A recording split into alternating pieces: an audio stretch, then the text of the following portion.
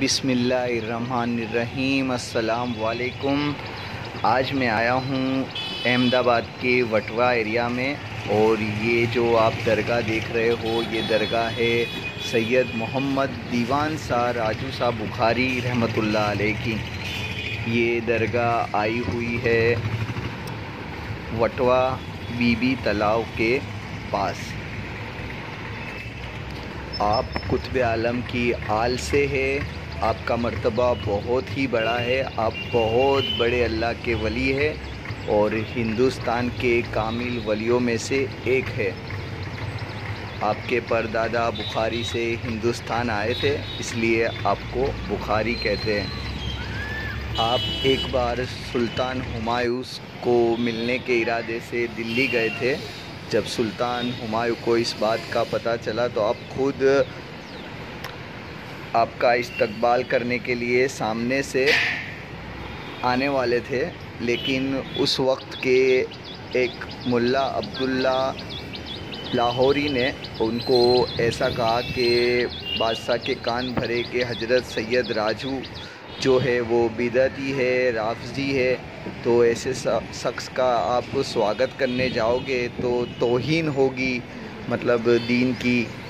تو انہوں نے اپنے بیٹے اکبر خان اور بہرام خان کو ان کے سواگت کے لیے بھیجا۔ پھر کچھ دن بعد ایسا ہوا کہ وہ جو ملا تھے وہ کسی وجہ سے گرفتار ہو گئے اور جیل میں ڈال دیے گئے۔ تو آپ اپنی آزادی کے لیے عزیز العباسی کو دعا کرنے کے لیے کہا گیا، اور جب عزیز العباسی نے اس دن ایک خواب دیکھا جس میں آپ نے حضرت سید راجو رحمۃ اللہ علیہ کو نبی کریم صلی اللہ علیہ وسلم کے پاس بیٹھا ہوا پایا، اور خود عزیز العباسی بھی اس وقت موجود تھے ان کے ساتھ۔ انہوں نے کہا کہ ملا نے یہ غلطی کی ہے تو آپ اس کو معاف کر دو۔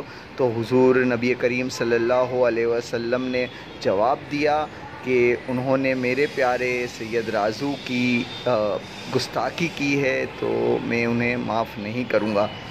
تو جو عزیز العباسی تھے انہوں نے یہ بات اس ملا لاہوری کو بتائی تو انہیں بہت ہی دکھ ہوا اور انہوں نے سید راجو سے معافی مانگی۔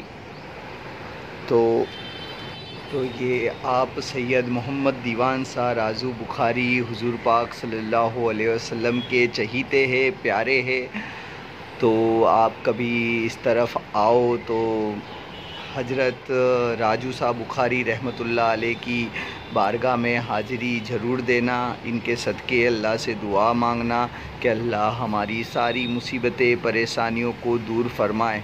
وہ آپ یہ بیچ میں جو مزار دیکھ رہے ہو وہ سید محمد دیوان راجو صاحب بخاری کی ہے، ان کے آس پاس ان کے بھائی کے مزارات ہیں۔ اللہ ہم سب کو اپنے ولیوں کی زیارت نصیب فرمائے، آمین۔